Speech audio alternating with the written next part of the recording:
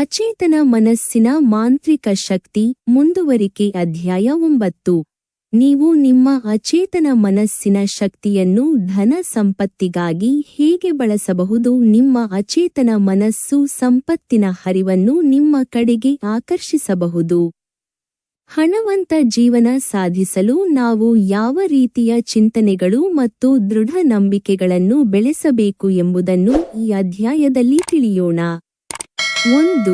ಹಣ ಮತ್ತು ಮನಸ್ಸಿನ ಸಂಬಂಧ. ಹಣವು ಜೀವನದ ಪ್ರಮುಖ ಅಂಶಗಳಲ್ಲಿ ಒಂದಾಗಿದೆ. ಆದರೆ ಅನೇಕ ಜನರು ಹಣದ ಬಗ್ಗೆ ನಕಾರಾತ್ಮಕ ನಂಬಿಕೆಗಳನ್ನು ಹೊಂದಿದ್ದಾರೆ. ಉದಾಹರಣೆಗೆ, ಹಣ ಸಂಪಾದಿಸುವುದು ಕಷ್ಟ, ನಾನು ಎಷ್ಟು ಪ್ರಯತ್ನಿಸಿದರೂ ಹಣ ನನ್ನ ಜೀವನದಲ್ಲಿ ಉಳಿಯುವುದಿಲ್ಲ ಎಂಬ ನಂಬಿಕೆಗಳು ಇದ್ದರೆ, ನಿಮ್ಮ ಅಚೇತನ ಮನಸ್ಸು ಅದನ್ನು ನಿಜವೆಂದು ನಂಬುತ್ತದೆ ಮತ್ತು ಆ ರೀತಿ ಪ್ರಭಾವ ಬೀರುತ್ತದೆ. 2. ಸಂಪತ್ತನ್ನು ಆಕರ್ಷಿಸುವ ಧನಾತ್ಮಕ ಚಿಂತನೆಗಳು. ನಾನು ಆರ್ಥಿಕವಾಗಿ ಸುಸ್ಥಿತಿಯನ್ನು ಪಡೆಯುತ್ತಿದ್ದೇನೆ, ನಾನು ಹಣವನ್ನು ಸುಲಭವಾಗಿ ಸಂಪಾದಿಸುತ್ತಿದ್ದೇನೆ, ನನಗೆ ಸಮೃದ್ಧ ಜೀವನ ಹೊಂದಲು ಎಲ್ಲಾ ಅವಕಾಶಗಳು ದೊರಕುತ್ತಿವೆ ಎಂಬ ನಂಬಿಕೆಗಳನ್ನು ಬೆಳೆಸಿದರೆ ನಿಮ್ಮ ಅಚೇತನ ಮನಸ್ಸು ಅದನ್ನು ನಿಜವಾಗಿಸುತ್ತದೆ. ಧನಾತ್ಮಕ ದೃಢ ನಂಬಿಕೆಗಳು ನಿಮ್ಮ ಆರ್ಥಿಕ ಪರಿಸ್ಥಿತಿಯನ್ನು ಸುಧಾರಿಸುತ್ತವೆ. 3.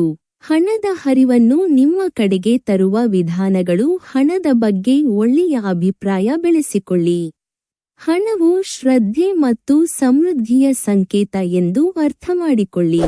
ನೀವು ಬಯಸಿದ ಹಣವನ್ನು ಹೊಂದಿರುವ ದೃಶ್ಯವನ್ನು ಮನಸ್ಸಿನಲ್ಲಿ ಸ್ಪಷ್ಟವಾಗಿ ಕಲ್ಪಿಸಿ. ನಿಮ್ಮ ಮನಸ್ಸಿನಲ್ಲಿ ಸಮೃದ್ಧ ಜೀವನದ ಚಿತ್ರಣ ಮಾಡಿಕೊಳ್ಳಿ. ನೀವು ಹಣ ಸಂಪಾದಿಸಲು ಯೋಗ್ಯರು ಎಂಬ ನಂಬಿಕೆಯನ್ನು ಹೊಂದಿರಿ. ನಿಮ್ಮಲ್ಲಿ ಹಣ ಸಂಪಾದಿಸುವ ಸಾಮರ್ಥ್ಯವಿದೆ ಎಂಬ ನಂಬಿಕೆಯನ್ನು ಬೆಳೆಸಿ. ಆರ್ಥಿಕ ಯಶಸ್ಸಿಗಾಗಿ ಅಫರ್ಮೇಷನ್ಸ್ ಮತ್ತು ವಿಜುವಲೈಸೇಷನ್ ತಂತ್ರಗಳನ್ನು ಬಳಸಿ. ಪ್ರತಿದಿನ ಧನಾತ್ಮಕ ದೃಢ ನಂಬಿಕೆಗಳನ್ನು ಪುನರಾವರ್ತಿಸಿ. 4.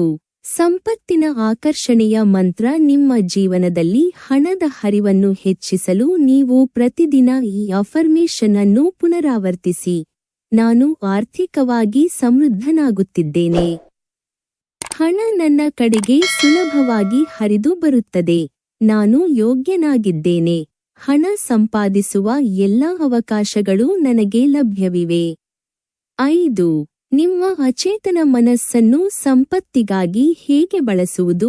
ನಿಮ್ಮ ಗುರಿಯನ್ನು ಸ್ಪಷ್ಟವಾಗಿ ನಿಗದಿಪಡಿಸಿ. ನೀವು ಎಷ್ಟು ಹಣವನ್ನು ಸಂಪಾದಿಸಲು ಬಯಸುತ್ತೀರಿ ಎಂಬುದನ್ನು ಸ್ಪಷ್ಟವಾಗಿ ತಿಳಿಯಿರಿ. ಧನಾತ್ಮಕ ಚಿಂತನೆಗಳನ್ನು ಬೆಳೆಸಿ. ಹಣದ ಬಗ್ಗೆ ಧನಾತ್ಮಕ ದೃಷ್ಟಿಕೋನವನ್ನು ಹೊಂದಿರಿ. ಪ್ರತಿದಿನ ಅಫರ್ಮೇಷನ್ಸ್ ಮತ್ತು ವಿಜುವಲೈಸೇಷನ್ ಅಭ್ಯಾಸ ಮಾಡಿ. ನಿಮ್ಮ ಮನಸ್ಸಿನಲ್ಲಿ ಸಮೃದ್ಧ ಜೀವನದ ಚಿತ್ರಣ ಮಾಡಿಕೊಳ್ಳಿ. ನಿಮ್ಮ ನಂಬಿಕೆಯನ್ನು ದೃಢಪಡಿಸಿ. ನೀವು ಹಣವನ್ನು ಸಂಪಾದಿಸಲು ಯೋಗ್ಯರು ಎಂಬ ನಂಬಿಕೆಯನ್ನು ಬೆಳೆಸಿ. ಮುಂದಿನ ಅಧ್ಯಾಯದಲ್ಲಿ ಯಶಸ್ಸಿಗಾಗಿ ಅಚೇತನ ಮನಸ್ಸನ್ನು ನಿಮ್ಮ ಪಾಲುದಾರನಾಗಿ ಹೇಗೆ ಬಳಸಬಹುದು ಎಂಬುದನ್ನು ಅಧ್ಯಯನ ಮಾಡೋಣ. ನಮ್ಮ ಚಾನೆಲ್ಗೆ ಸಬ್ಸ್ಕ್ರೈಬ್ ಮಾಡಿ ಮತ್ತು ಬೆಲ್ ಐಕಾನ್ ಒತ್ತಿ ಮುಂದಿನ ಅಧ್ಯಾಯಗಳನ್ನು ಮಿಸ್ ಮಾಡಬೇಡಿ.